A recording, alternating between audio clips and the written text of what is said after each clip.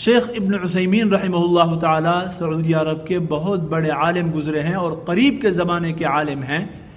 सारी ज़िंदगी अल्लाह के दीन की खिदमत में गुजार दी, इल्म दीन पढ़ाने में गुजार दी, सिखाने में गुजार दी। और इस वक्त हज़ारों शागिर्द पूरी दुनिया में उनके बराह रास्त या बिलवास्ता शागिर्द मौजूद हैं जो उनका फैज़ फैला रहे हैं। आखिरी उम्र में इंतहाई कमज़ोर हो गए थे और फिर कैंसर का हमला हुआ।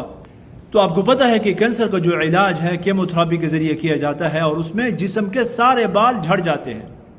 तो ज़ाहिर है दाढ़ी के बाल भी झड़ेंगे।